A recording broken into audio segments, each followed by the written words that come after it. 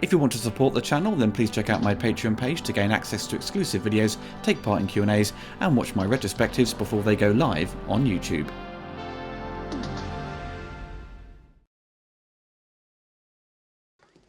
The Ghost of Christmas Past. Nakatomi, LA, you're John McClane, right? Who are you? Sam Coleman, WNTW News. I saw the stiff. Word is that was your handiwork. No.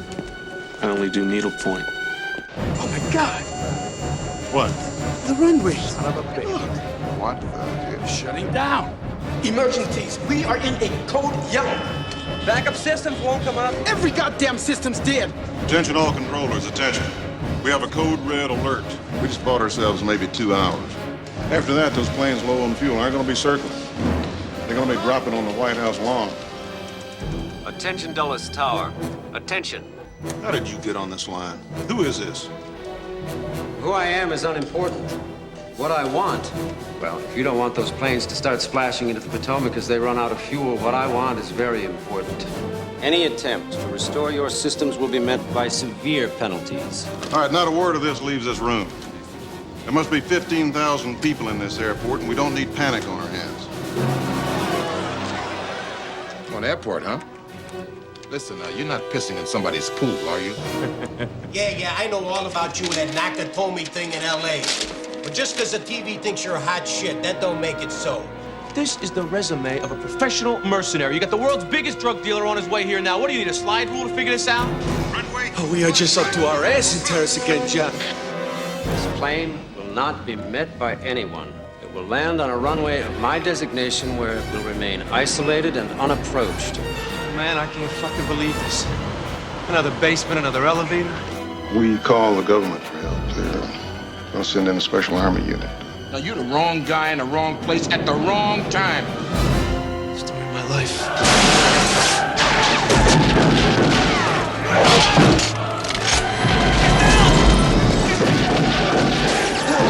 This what you expected? This is just the beginning.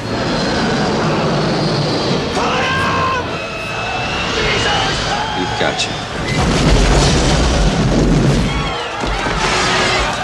It's time to kick ass.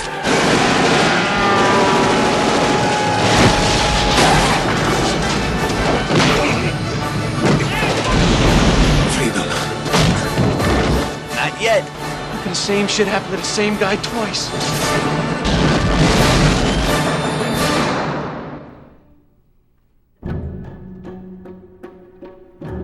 Die Hard 2 Die Harder smashed its way onto the big screen in the summer of 1990, arriving in the USA on the 3rd of July and in the UK in late August. Directed by Renny Harlin and produced on a massive budget at the time, costing over $70 million, and would become a box office hit, bringing in $240 million worldwide.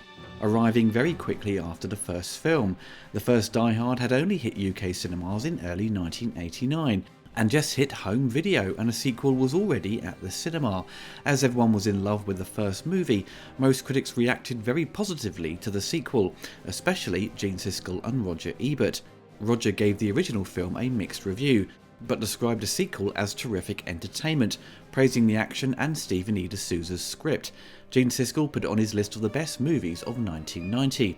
Other critics, however, felt it was a disappointing follow-up, comparing it to other sequels that were letdowns that year, with Another 48 Hours and Robocop 2 being highlighted.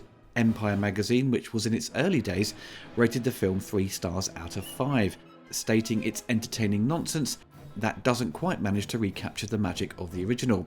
Still, there are some nice moments here and there, and Willis is on solid ground as the iconic McClane. The Die Hard series would take a break for 5 years and return with Die Hard with a Vengeance, which many felt was a stronger sequel and returned to form, but John McClane would end up taking another big break and not return for 12 years with Live Free or Die Hard, or in some countries known as Die Hard 4.0, which did well at the box office but got some criticism for its watered down violence to appeal to younger viewers. The series would come to an end for the time being in 2013 with A Good Day to Die Hard, which was poorly received and left a bad taste in the mouths of Die Hard and action fans alike. With Die Hard now in the hands of Disney, it's unclear if another sequel will be made after the poor performance of the fifth entry, with a sixth film being rumoured with the working title of McClane. I expect Bruce Willis would jump onto the role once again to keep his bank balance nice and healthy. The building blocks of Die Hard 2 started shortly after the first film was a hit. Writer Doug Richardson early on in his career was writing spec scripts, and he was getting a lot of attention, and he was called in to meet the producers of Die Hard, Lawrence Gordon and Lloyd Levin. They wanted to know what Doug thought of the movie. Doug had already seen it twice and was really impressed with it. The producers wanted to move forward with a sequel right away, but the president of production at Fox wasn't yet ready to put a sequel into development. But Gordon was insistent and wanted a writer on board, because as soon as you announce a sequel, every agency in town starts asking for meetings to hire their writers, actors, crew, etc. And Gordon wanted to avoid that. But there was another reason for them to avoid such fanfare, and that was Joel Silver. The infamous producer was, according to Richardson, compared working with to a heart attack. Once a sequel was announced, Joel was contracted to produce the sequel and would want changes. The studio had recently acquired the rights to Walter Wager's 1987 thriller novel, 58 Minutes, and they wanted this to form the basis for Die Hard 2, much like how Roderick Thorpe's Nothing Lasts Forever was adapted into the first film. The novel has the same plot but differs slightly. A police officer must stop terrorists who take an airport hostage while his wife's plane circles overhead, and has 58 minutes to do so before the plane crashes. Doug had read the book and caught the drift of it, saying it's Die Hard at an airport. That was the deal. He wasn't going to stay close to Walter's work in terms of adapting, as his job was to keep it to Die Hard, though Richardson did his own research and sat in the tower at JFK Airport for a few days, learning how planes fly, and asked the staff about various scenarios involving terrorism and whether planes can actually fly with relatively little fuel. Doug Richardson submitted his script to the producers and they were impressed, and it was perfect timing as Joe Roth took over Goldberg at Fox and asked, "Where's Die Hard 2?" which the producers found amusing as they handed Roth the script. As Doug was warned about Joel Silver, he was told that he fires the writer and brings in Stephen E. D'Souza to rewrite the script to add more action and humour. This is what happened on the first film. Doug found this difficult to accept. He writes a movie that is greenlit, and his reward is to get fired. Joel Silver said, "What are you complaining about? You wrote a hit movie, don't complain, and let me do what I do." D'Souza was a skilled writer and was very popular at the time, as he had a number of hits under his belt, with 48 Hours, Commando, The Running Man, and of course, the first Die Hard. One of D'Souza's most notable contributions to the script came with General Esperanza, the military dictator of the Republic of Valverde, a fictional Central or South American country he created for Commando. Also with D'Souza borrowing heavily from America's real-life involvement in the controversial Iran-Contra affair. The new draft of the script added more violence, in particular the crash of the British jetliner. Doug didn't want to kill a plane load of people, and instead wrote a FedEx UPS aircraft where the pilot and the crew died. He didn't feel comfortable with that level of terrorism. Doug was happy with his contributions to Die Hard 2 and appreciated the producers Gordon and Levin for hiring him, but his experience making it wasn't fun, and later stated that D'Souza took a lot of the credit for writing the script. Doug said everything in the film was pretty much his work, until the snowmobile sequence, which he felt it turned into a James Bond movie all of a sudden. But he said Joel Silver was right, he got to write a hit movie. This wouldn't be the last time Doug was involved with the series, and was asked to come back for Die Hard 3 and 4. He would contribute behind the scenes, making adjustments to the scripts, offering some input, but was never credited. Director John McTiernan was set to reprise his directorial role from Die Hard, but because of the quick turnaround for the sequel, he was unable to do so because of a prior commitment to directing The Hunt for Red October, so the producers had to find another director, and settled on Renny Harlin, who had great success on A Nightmare on Elm Street Part 4. Fox executives were impressed by the dailies of The Adventures of Ford Fairlane, a movie starring controversial comedian Andrew Dice Clay, which had also been produced by Joel Silver. Ford Fairlane would end up bombing on release and was hated by the critics, but became a cult classic over the years. Renny Harlin would end up having one hit and one flop in the summer of 1990. For the cast, we have Bruce Willis returning as John McClane. The first film made him a superstar, and he became very busy during this period. His salary was boosted to $7.5 million for reprising his role. Bruce did feel the sequel came around too quickly, and he did try to move away from the action genre. but many of the movies he chose to star in failed to make much of an impact until Death Becomes Her. He would eventually return to the role of John McClane in 1995. William Sadler is cast as Colonel William Stewart. He takes control of the power and air traffic at the airport. He leads his team in freeing General Esperanza. William, after Die Hard 2, would play Death in Bill and Ted's Bogus Journey and return for its sequel in 2020. He also appeared in the critically acclaimed Shawshank Redemption, The Mist and Iron Man 3. The opening scene with him in the nude working out. William told Renny, "We have to do this at the end of the shoot so we can get a trainer and get into shape." Italian actor Franco Nero stars as General Ramon Esperanza, who is fleeing trial for drug trafficking. Franco has appeared in over 200 films. He has appeared in many films that have become cult favourites, such as Enter the Ninja. He also appeared in many action films over the years, becoming popular with filmmakers, appearing in Django Unchained and John Wick 2. Bonnie Bedelia returns as Holly McClane, who this time spends her time sitting on a plane circling the airport as it's in danger of running out of fuel. Bonnie's career has mainly focused on TV, starring in popular shows such as The Division and Parenthood. William Atherton returns as Dick Thornburg, who has a restraining order against Holly after she punched him due to his actions in the first film, revealing the location of her family. He finds himself stuck on a plane with her and manages to find out what's happening at the airport, and uses it to his advantage, causing chaos below. John Amos plays as Major Grant, who is called in by the government to help deal with the terrorists. John was a popular star of TV, appearing in shows such as All About the Andersons and The West Wing. He has also made appearances in many movies such as Coming to America and its sequel, and the action movie Ricochet. Dennis Franz stars as the short-tempered Captain Carmine Lorenzo, the head of the police at the airport. Dennis was a familiar face of TV, starring in the hugely popular show NYPD Blue. Art Evans plays Leslie Barnes, the airport chief engineer, who assists McClane in trying to restore power back at the airport. Art has starred in a number of films such as Hill Street Blues, Fright Night, CB4 and Metro. The late Fred Dalton Thompson plays as Ed Trudeau, the air traffic flight director. Fred was a familiar face of Matlock and Law and Order. Fred also starred in Days of Thunder and The Hunt for Red October. In the original script, writer Doug Richardson used the name of a real tower manager at JFK as a placeholder, but once Doug was no longer involved, the name stuck. He phoned Trudeau to apologise, as that the tower manager in the film had the same name as him, and that a plane crashed and over 200 people were killed. Fortunately, Trudeau was a good sport, and only wanted to know if the movie was going to be any good. For the other cast members, we have some familiar faces, with Tom Bower as Marvin, Sheila McCarthy as Samantha Coleman, Reginald Val Johnson returning as Sergeant Al Powell, Cole Meany as the Windsor pilot, John Leguizamo as Burke, Don Harvey as Garber. Don would also appear in Hudson Hawk as Snickers, and Robert Patrick, who would be cast as the T-1000 in T2 shortly after the film, plays O'Reilly. Shooting started in late November of 1989 and ended in April the following year. Renny Harlin made a conscious effort to storyboard the entire movie in detail, as he knew this was going to be a tough shoot.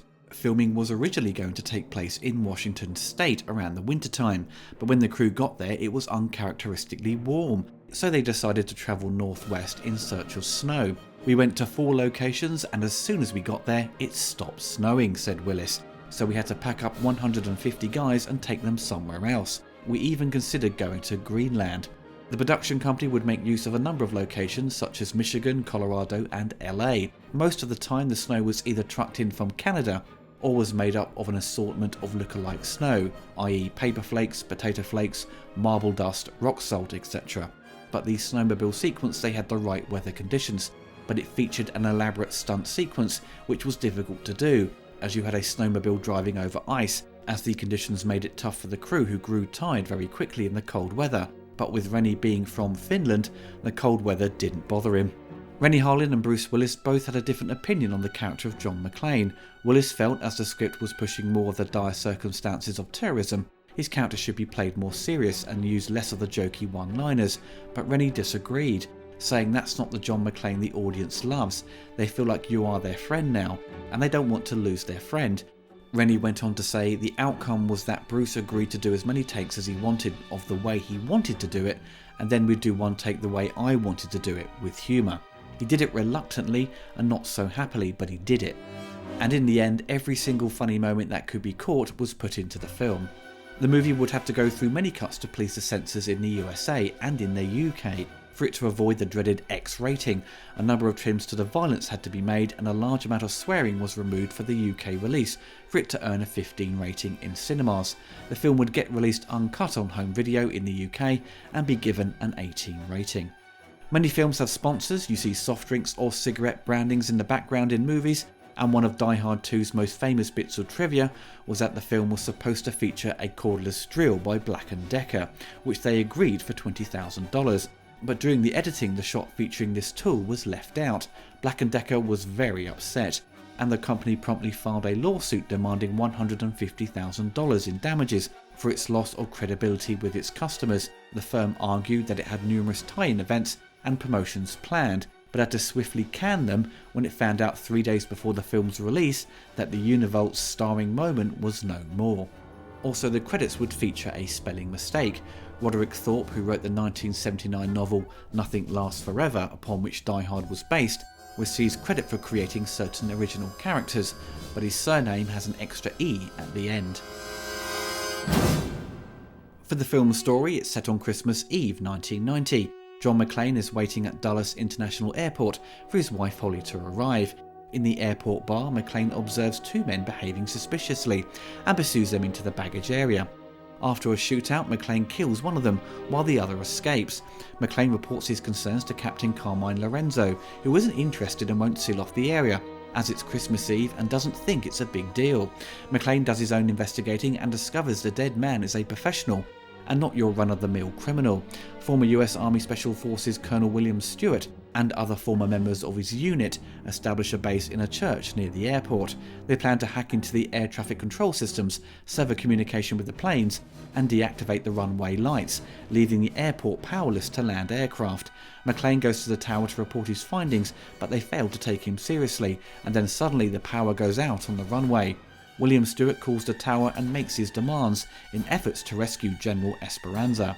They demand a Boeing 747 cargo plane so they can escape to another country with Esperanza, and warn the airport controllers against restoring control. With McClane's wife being on one of the planes circling above and is running out of fuel, McClane jumps into action to fight the terrorists, with the help of Leslie Barnes, the airport chief engineer, and the janitor Marvin, to gain greater access to the airport. Barnes heads to an unfinished antenna array with a SWAT team to re-establish communications, but the team is ambushed by Stewart's henchmen who are disguised as decorators. The SWAT team are taken out. Luckily, McClane rescues Barnes in the nick of time and kills Stewart's men. Colonel Stewart gets revenge and impersonates the air traffic control team to crash a British jetliner, killing everyone on board. A Special Forces team led by Major Grant is called in to help. By listening in on a two-way radio dropped by one of Stewart's men, McClane learns that Esperanza, having killed his captors, is about to land shortly at the airport. McClane has to reach him before Colonel Stewart and his men arrive. Die Hard 2 would have Industrial Light and Magic handle the visual effects, replacing Richard Edlund's company Boss Film, who worked on the first one. The sequel would make use of miniatures, optical effects, matte paintings, and even digital compositing. Die Hard 2 arrived during the infancy of computer graphics and digital effects, and it would be the last batch of movies handled by ILM that would make use of the traditional methods of visual effects. The film's strengths lay in its miniature work and matte paintings. The final piece at the end was the only piece of the movie that would be digitally composited and scanned at the 2K resolution. They shot 4 live-action elements that would have a painting surrounding the material to blend it all into one shot. It's absolutely incredible to look at. Probably one of the most ambitious visual effects moments is when Bruce narrowly escapes as the plane explodes with the use of an ejector seat. We see him fly up towards camera all in one shot, done with blue screen and Bruce strapped to a chair as it spins. No digital work on this shot, and considering its age and the technology at the time, the shot still holds up really well today. As you can't use snow with optical effects, they decided to build a large miniature of the airport and had it be used for the exterior of the tower, so the actors could look out the window to what could appear to be the airport runway, but it was a miniature. Very clever. The miniature planes were shot static, with smoke blowing past to give the illusion of flight. The weakest aspects of the effects is the odd blue screen shot that exhibits black matte lines and opticals that appear transparent, but they're only on screen for a few seconds. Considering its age and really ambitious shots, they pushed the old methods of visual effects to the max, thus the film still holds up extremely well after 30 years.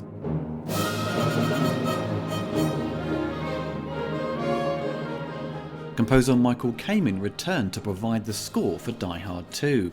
Michael was a bit frustrated with what was required of him. He was asked to provide a straight action score and bring back the themes from the first movie. Michael was never really a fan of action, which is something I've brought up a few times on my channel, but often found himself being handed jobs to compose for the action genre. He was probably one of the most in-demand composers around this time, having worked on Highlander, Lethal Weapon 1 and 2, the first Die Hard, Roadhouse and License to Kill. He tended to tackle the action scores a lot differently to his colleagues in the business, going with a more subtle approach. The score ends up not being as unique as the first film, but still delivers the goods for the explosive sequel. The score is all action and suspense, and Kamen's unique style is all over it, and the familiar 4-note motif from McClane that was featured heavily in the first film is used to great effect in the sequel. As the original film made use of Beethoven's Ode to Joy, Renny Harlin wanted to use Finlandia for the sequel, one of the most acclaimed pieces of Finnish classical music, and Kamen with his writing skills weaves it into the score and used it more prominently when the planes begin to land. I'm not really a fan of Finlandia, don't get me wrong, it's a fine piece of music, but Ode to Joy just seemed to fit more naturally with Die Hard and the action genre. The original album of the score for Die Hard 2 was released when the film came out, on CD, LP and tape. It contained over 40 minutes of music, including the performance of Finlandia. The score would eventually get expanded 22 years later, including over 2 hours worth of music, including alternative bonus tracks. If you are after a bombastic score, then Die Hard 2 certainly delivers. It's a darker direction with not much there for emotional pieces, which is where Michael Kamen often excels. It starts out slow, then once you hit the baggage fight, everything kicks into 5th gear. But saying that, there wasn't any particular tracks that stood out that made me want to re-listen to the music that often. In some cases it works better with the film than by itself. I can happily listen to Jerry Goldsmith's score to say one of the Rambo films and enjoy it without watching the film. Less so with Kamen's Die Hard work. If you are after the score, it's sadly out of print, but I'm sure you can track it down on eBay. But you may have to pay more than its original retail price, and I'm guessing the original album from 1990 will be more affordable than the expanded version. Die Hard 2 did have a video game produced in 1992 by game developers Grand Slam. It arrived on a Commodore 64, PC, Atari ST and Amiga. They don't go with the usual platforming style of affair, but instead in the vein of a light gun shooter with the use of a crosshair. Now looking at the game, it does appear that the makers of Die Hard Trilogy on the PlayStation may have taken some inspiration from it, but I think they were probably more inspired by Virtua Cop at the time. Now you have 5 levels in the game, with the first being the luggage hall, then the airport annex, the general's plane, the old church while you're riding on a snowmobile, and a final level shooting the bad guys on the end of the plane's wing. You have to avoid civilians throughout, though it's just one sprite, a little girl walking along with a balloon. Surprisingly, there is no boss characters. They could have at least thrown in Colonel William Stewart, but alas no. Just the same old soldiers recycled throughout the stages. The Amiga game runs smoothly and is nicely detailed, despite it somewhat looking dull. The C64 version looks pretty naff, but at least it tries to offer a bit more story between each level, as it has an ending unlike the Amiga version, which just says you've completed the mission. Well, yippee-ki-yay. Not a particularly long game. If you are good enough, you could complete it in about 15 minutes. It's fun for a quick playthrough, but nothing special. I saw Die Hard 2 when it hit TV in the mid-90s. The first Die Hard was great, and still to this day one of the best action movies around, so there was a lot of excitement to see this sequel. The funny thing about Die Hard 2, it has great production values, the money is there on screen, the action is explosive, it has great photography with a warm glow to it, with those strong Christmas colours of red and green used throughout, the humour works and Bruce Willis is on top form. But I never fully connected with the film, which I think is down to the villains and the overall story. Colonel Stewart is set up to be this menacing threat, and to audiences the main bad guy of this story. He is the next Hans Gruber. But as the story unfolds, he's just another henchman, and with Major Grant joining them to help General Esperanza by the 3rd act, we have in total 3 guys who are all part of this master plan, and they all struggle to get enough screen time or character development. We aren't really given much backstory to these characters and their relation to one another. We are shown news reports at the beginning with Esperanza, and drip-fed bits of information here and there about Colonel Stewart, but nothing really solid to demonstrate their friendship and their shared ideals. The first film had Hans Gruber. Sure, he had his henchmen, but he was the leader and in charge and made a strong impression on audiences. This role made Alan Rickman a superstar. For Die Hard 2, William Sadler, who is a very talented actor, just doesn't get the material to really shine, and Franco gets hardly any lines of dialogue to really make much of an impression to demonstrate that his character is in charge of Colonel Stewart and Major Grant in their escape. The iconic scene from the first film with McClane bumping into Gruber and not knowing who he is was a tense moment. The sequel doesn't have this. It has its twists in the plot, like Major Grant switching sides and his soldiers using blanks to confuse McClane, but John doesn't come face to face with Colonel Stewart for this great confrontation. Sure, they get into a punch-up, but he fights Major Grant first, who loses the battle, then he has to fight Stewart. It's like a video game, take on the first boss to reach the main one. Bruce Willis is given no opportunity to expand upon his character. We don't really know much more about him. It's just the same person we saw in Die Hard 1, the everyday man everyone can relate to, going through the motions again. We learn that he and his wife are happily back together. He is now working in LA, but that's about it. Maybe the writers and producers felt that was enough at the time, and that's probably how sequels worked back then, as the film very closely follows the beats of the first movie, weirdly very much like Home Alone 2. McClane again has to deal with people in authority who don't believe him or take him seriously, but it does work in its favour for audiences to root for McClane, to prove those guys in power that he is right. It becomes McClane versus the world. The direction for sequels back then was to give audiences more of the same, but amp up the action and excitement. About 3 times in the movie, they jokingly reference, "Why is this happening again?" By the 3rd time they mention it, the joke has been dragged out a bit. Throwing in McClane's wife and reporter Thornburg is a nice touch and keeps things in continuity, and I'm sure audiences were happy to see them back, but they really have little to do stuck on a plane. Also, the cop from the first film gets a brief cameo, eating a Twinkie, of course, to send a fax. It's a bit on the nose with trying to bring these players back for the fans, but the Sergeant and Thornburg don't really need to be there.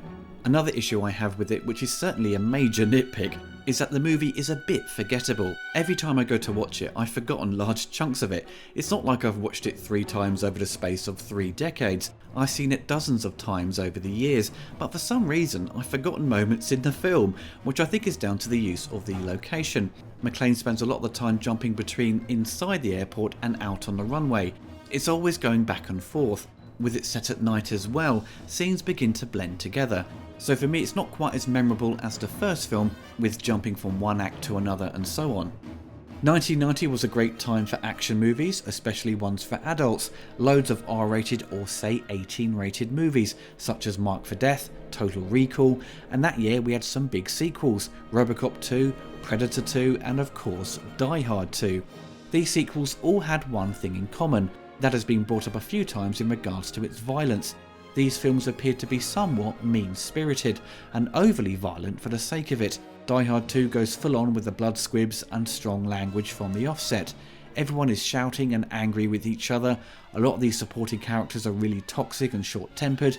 It doesn't hold back and strongly puts its foot down to say this is for adults only. I suppose with the strong competition that year, it had to keep upping the violence, which you could happily argue is great to see, because nowadays we'll never get a movie with a huge budget and big stars being pushed in an 18-rated movie. As we saw with the sequels, the violence gets toned down to appeal to a younger audience. But I do think there's a fine line of going too far, and Die Hard 2 nearly crosses that line of being too aggressive and using foul language for the sake of it. Renny Harlin is a solid director who's had a lot of success and failure throughout his career, a very bumpy road he has had since the days of Elm Street 4. Die Hard 2 made him the ideal choice for the action genre. He was going to direct Alien 3 but left due to the creative direction the studio wanted to go.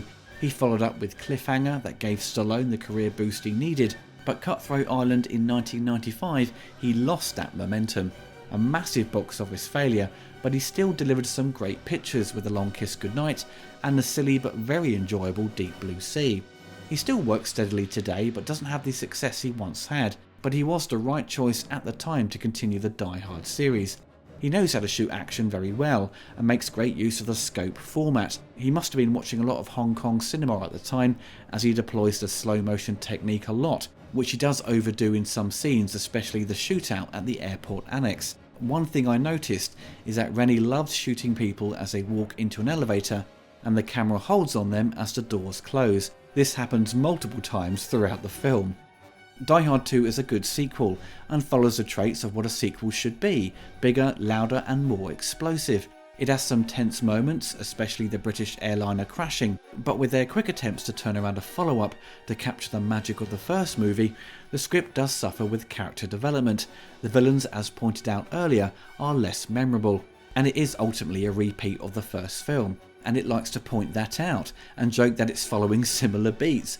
Overall, it's nothing special. However, it's a good solid instalment in the series that also can be enjoyed like the first film at Christmas. I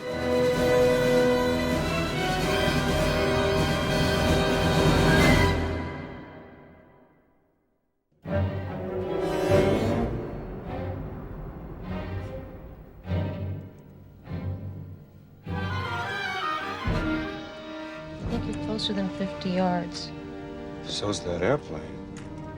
Practically. Yeah. There's quite a few of them out there. Looks like a regular traffic jam. There's nothing regular about it. Give me one of the receivers. Should be right here on our band. All I'm getting is some kind of airport beacon. It's weird. It's like the tower isn't there. This is a special bulletin from WZDC News. There was a plane crash earlier this evening at Dulles, where other aircraft continue to circle, with no explanation from airport or FAA officials. These are the old plans when the longer runways went in. That's 12 years ago. If I'm right, all of it would run right along the airport property and go right past this neighborhood. Barnes, we looked at 12 fucking houses and we're nowhere. This is our last possibility. Over here, there's an old church. Let's go. It's Barnes. Barnes, where the hell did you go? Where's McLean? He's with me. We're at the Harlin Lake Community Church on the west side of the airport. Code red. Sit rep. We've got positive ID on Stewart's location. Let's move. Our escape plane will be ready within 30 minutes, General. There are no more surprises. And this reporter has learned that the terrorists have virtual control of the entire airport. The terrorists promised more bloodshed unless their demands are met. The likelihood of a full-scale and deadly battle is dangerously close. That stupid, arrogant son of a bitch. Amen to that. Sit down! Lorenzo sacrifices best men. Make you waste your time. Time we don't have. Who are you? We're the good guys. You see, you're one of the bad guys, and now that I got your sorry ass, I'm gonna trade it for my wife. Yippee-ki-yay.